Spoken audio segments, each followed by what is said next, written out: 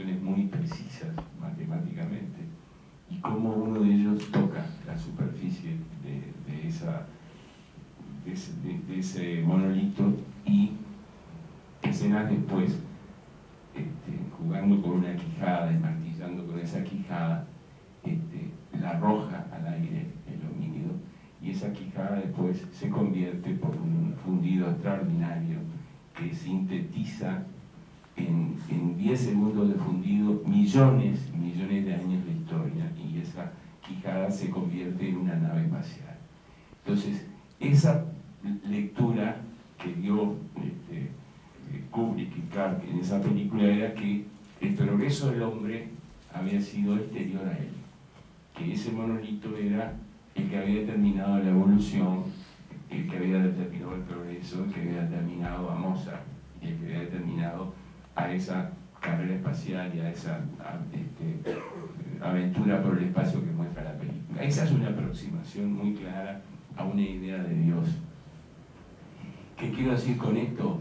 Que desde el punto de vista de un autor y desde el punto de vista de lo que aquí se estaba planteando, que era Dios oculto en la narrativa, todas las narrativas de alguna manera tienden a plantearse algo superior, desconocido, decisivo, que el hombre necesita no solo descubrir, sino conectarse con él. Entonces, el escritor, como lo dije en mi ponencia, lo sepa o no, es un émulo de Dios, porque crea un espacio, unos personajes, una historia, un desarrollo vital. Y siempre recuerdo lo que decía Onetti, que Onetti no era una persona creyente, que lo sepa, pero siempre decía, cuando le preguntaban por la escritura, que en la escritura está solamente él y está Dios,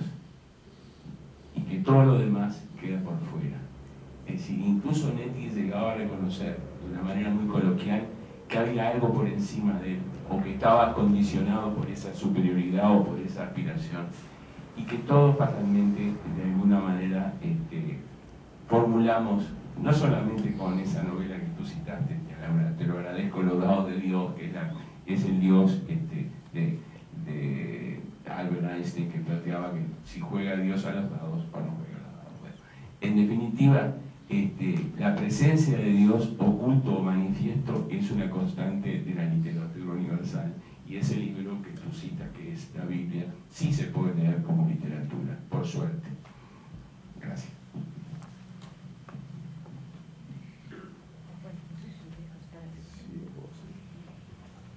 Tenemos una primera pregunta que plantea: ¿qué es para usted Dios?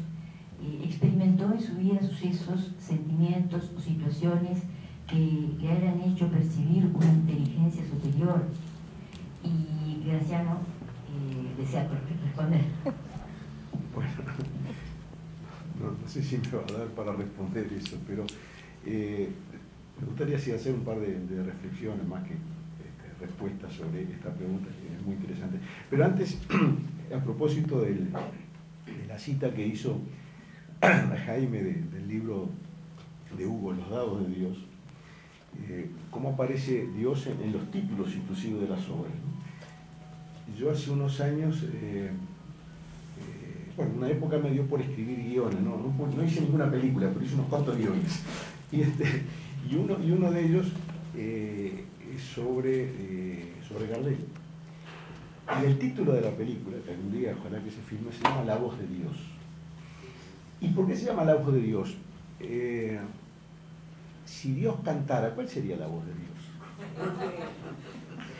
Y alguien lo contestó. Sinatra. En el cine 18 de julio, ahora está Tata, tuvo un cine y hubo un teatro antes. Y ahí fue una de las últimas actuaciones de Gardel. Gardel era, bueno, obviamente, un personaje que cada vez que se presentaba generaba unos fervores. Imagínense ese teatro lleno de gente bulliciosa, en el teatro. Y en determinado momento un cronista cuenta que estaba cubriendo el recital, como diríamos hoy, cuenta que de allá arriba, de la cazuela que se dice, ¿no? De allá arriba, un reo que estaba allá, que había pagado la entrada más barata, dice, cállense que vamos a escuchar la voz de Dios. Y se hizo un gran silencio, y ahí empezó a cantar grande, muy bueno. Es buenísimo. Otro comentario que quería hacer sobre la reflexión que hizo Laura sobre su conversión al catolicismo.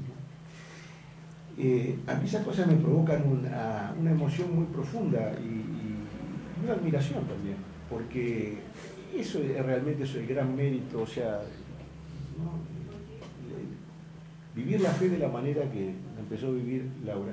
Para los que, yo qué sé, yo nací en un hogar italiano y el catolicismo era, yo qué sé, como comer pasta todos los domingos, era una cosa de lo más. O sea, me crié en una cultura católica, ni siquiera podría hablar de una tradición religiosa, sino una tradición cultural. Yo no vivía el catolicismo con naturalidad, era una cosa, en fin, no se concebía hacer de otra manera, tenía que ver con la familia, con las costumbres,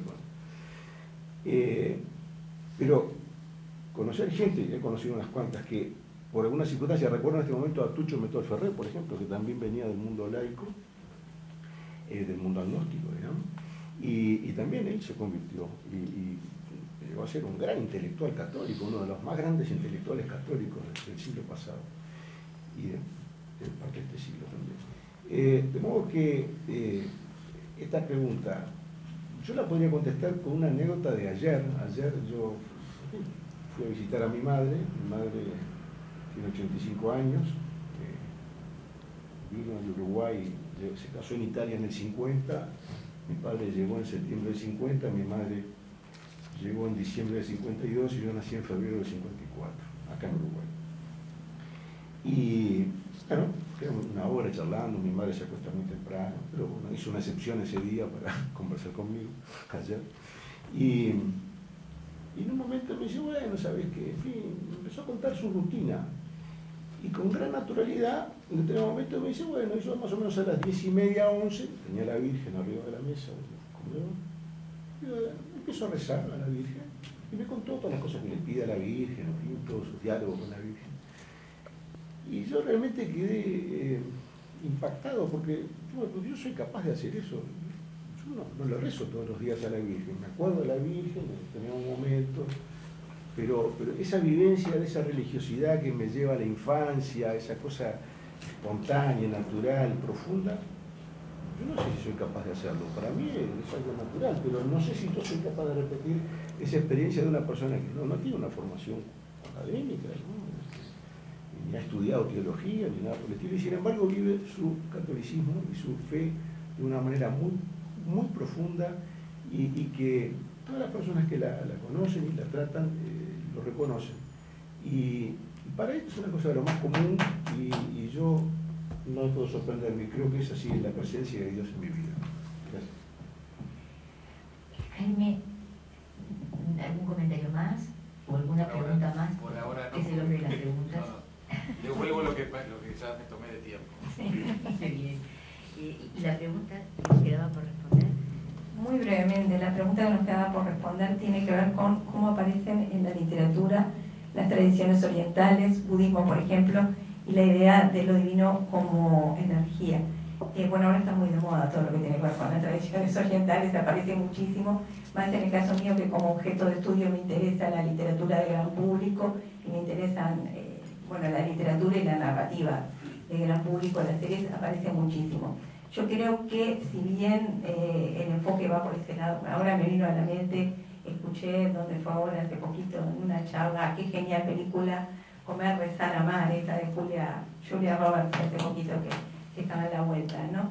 Creo que tiene que ver con esa búsqueda de sentido y de trascendencia de la vida que sigue siendo propia del ser humano, que no ha desaparecido a pesar del materialismo y del relativismo de la sociedad moderna, y como que ese revival de la búsqueda de lo espiritual viene a compensar un poco lo otro, ¿no? Porque por un lado sí, la búsqueda espiritual, pero después gastamos un dinero tremendo en irnos al Tíbet o a donde sea, porque ese es el lugar donde me voy a encontrar con Dios, cuando quizá de repente el encuentro con Dios puede ser mucho más sencillo y más a la interna, ¿no? esa vivencia de lo espiritual que está muy presente en lo oriental no solo budismo, también hay catolicismo oriental. Hace poco hubo una película también, Silencio, de Scorsese, muy debatida, bueno, cada uno tendrá su opinión al respecto, pero que mostraba una vivencia muy profunda, muy arraigada de la fe en las personas, los japoneses que estaban allí. Bueno, creo que esta visión, que es más intimista y más personalista de la fe, también es vinculada a la New Age, si se quiere, y al revival de la sabiduría oriental y de la vivencia de la espiritualidad oriental, sí está de moda, y que es un camino por el cual la gente busca acercarse a la trascendencia, y dentro de los caminos personales que tenemos cada uno, nadie sabe a qué punto puede llevar ni a dónde va a terminar, pero es una búsqueda. Bueno, un poco resumiendo lo que se ha dicho, pero